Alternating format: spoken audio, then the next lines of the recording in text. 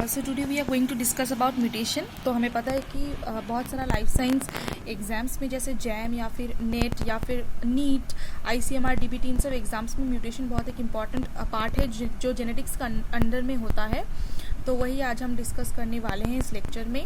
पहले मैं म्यूटेशन के टाइप्स के बारे में एक आउटलाइन देना चाहती हूँ, उसके बाद में इन सब म्यूटेशंस का जो क्लासिफिकेशन है उसके डेफिनेशन के बारे में मैं बोलूँगी।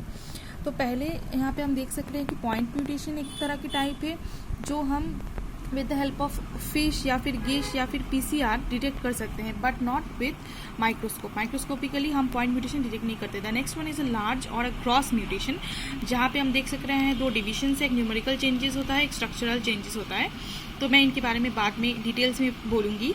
ये दोनों चेंजेस हम माइक्रोस्कोपी के द्वारा डिटेक्ट कर सकते हैं, जिसे हम कैरियोटाइपिंग कहते हैं। नेक्स्ट इज रेट्रोग्रेसिव म्यूटेशन होता है, फिर प्रोग्रेसिव म्यूटेशन होता है, फिर सोमैटिक म्यूटेशन होता है जो सोमा सेल्स में होंगे। उसके बाद जर्मलाइन म्यूटेशन होता है, जर्मलाइन म्यूटेशन मतलब सेक्स सेल्स में होंगे। पॉइंट म्यूटेशन होते हैं, पोलर म्यूटेशन होते हैं, रिवर्स म्यूटेशन की भी हम देख सकते हैं कि दो पार्ट है, एक फॉरवर्ड रिवर्स म्यूटेशन होता है और एक बैकवर्ड होता है।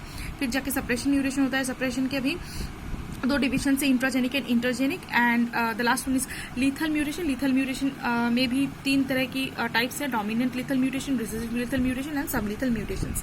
तो हम देख सकेंगे पॉइंट म्यूटेशंस में भी बहुत सारे फर्दर डिविजन्स है, जैसे कि सब्स्टिट्यूशन म्यूटेशन, इसके अंदर में ट्रांजिशन होता है, ट्रांसवर्शन होता है, साइलेंट म्यूटेशन होता है, मिससेंस होता है, नॉनसेंस होता है। एंड इंडेल म्यूटेशंस होते हैं जो हमें फ्रेमशिफ्ट म्यूटेशन को राइज करते हैं। अब कुछ म्यूटेशन के कॉजेज होते हैं, जैसे फर्स्ट मैं बोलूँगी कुछ स्पॉन्टेनियस कॉज होते हैं जिसके लिए म्यूटेशन हो जाता है। म्यूटेशन मतलब क्या कि हमारे DNA के न्यूक्लियोटाइड्स में चेंज हो जाना।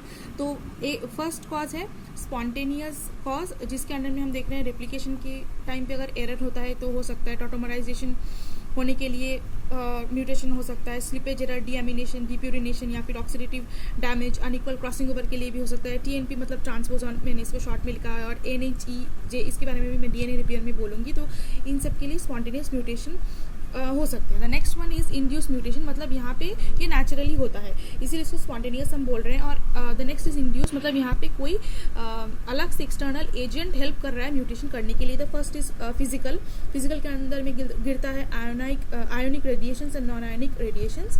फिर जाके केमिकल एजेंट्स गिरते हैं, जहाँ पे base analogue, deaminating agents, alkylating agents, oxidative agents. फिर टीलिंग बोल के एक प्रोसेस होता है, केमिकल के अंडर में ही ये गिरता है, इसके बारे में मैं बोलूँगी। फिर इंटरकैलेटरिंग एजेंट्स होता है, और ट्रांसपोसॉन्स भी केमिकल के अंडर में भी गिरते हैं या फिर स्पॉन्टेनियस के अंडर में भी हम देख रहे हैं गिरते हैं। And the third one is biological agents, जहाँ पे कुछ रेट्रोवायरसेस होते हैं जो रेट्रोवायरसेस म्यूटेशन कॉज कर सकते हैं।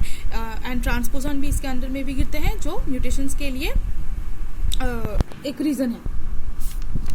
तो इन सब के बारे में मैं इसके बाद में इन डिटेल्स बोलूँगी, लेकिन उसके आगे हमें कुछ बेसिक्स पहले जान लेना चाहिए।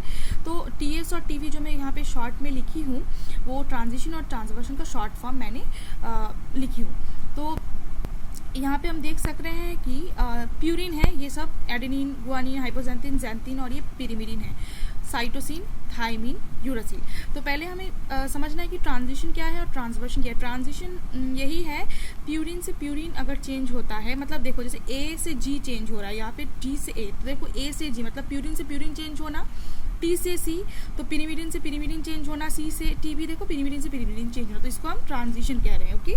और नेक्स्ट इज ट्रांसवर्शन, जहाँ पे प्यूरिन से पिरिमिडिन चेंज हो रहा है या पिरिमिडिन से प्यूरिन चेंज, जैसे कि A एक प्यूरिन है जो T या फिर U से चेंज हो जा रहा है, मतलब A is getting changed with T and U, तो प्यूरिन पिरिमिडिन से यहाँ पे चेंज हो रहा है, तो इसको हम ट्रांसवर्शन कहते हैं। तो म्यूटेशन के लिए कभी ट्रांजिशन, मतलब अगर म्यूटेशन हो रहा है DNA में, तो वहाँ पे ट्रांजिशन भी हो सकता है, ट्रांसवर्शन भी हो सकता है।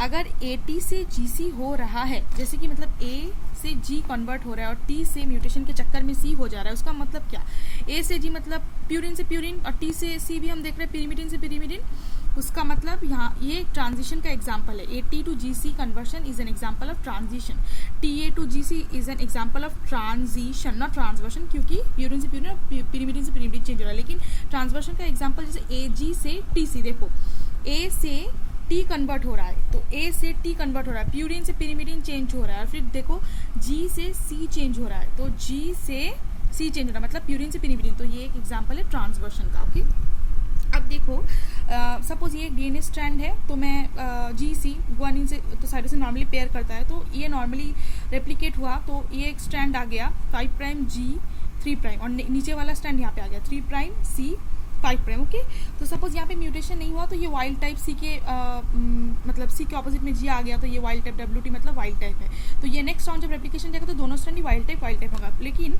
सपोज यहाँ पे म्यूटेशन आ गया है, तो म्यूटेशन के चक्कर में सी आने की जगह टी आ गया है, तो ये म्यूटेटेड फॉर्म हो गया है ना। अब जब इसका नेक्स्ट राउंड का रेप्लिकेशन होगा तो यहाँ पे भी अलग होगा स्ट्रैंड, तो 5 प्राइम जी 3 प्राइम एक तरफ चला गया और एक तरफ ये म्यूटेटेड वाला आ गया, तो ये तो वाइल्ड टाइप नॉर्मली जैसा होगा वैसा ही होगा। लेकिन ये जब म्यूटेटेड आ गया है तो इस टी के अपोजिट में अब ए आएगा, क्योंकि टी तो ए के साथ पेयर करते हैं, तो पूरा म्यूटेटेड हो गया है ना, क्योंकि यहाँ पे तो सी आना चाहिए था। तो देखो क्या हुआ, जीसी से एटी हो गया, मतलब ये देखो जीसी था और फाइनली देखो एटी आ गया, उसका मतलब यहाँ पे ट्रांजिशन हो रहा है। एंड सिमिलरली और भी एक ट्रांसवर्शन का एग्जाम्पल है, मैं जो नेक्स्ट लेक्चर में बताऊंगी।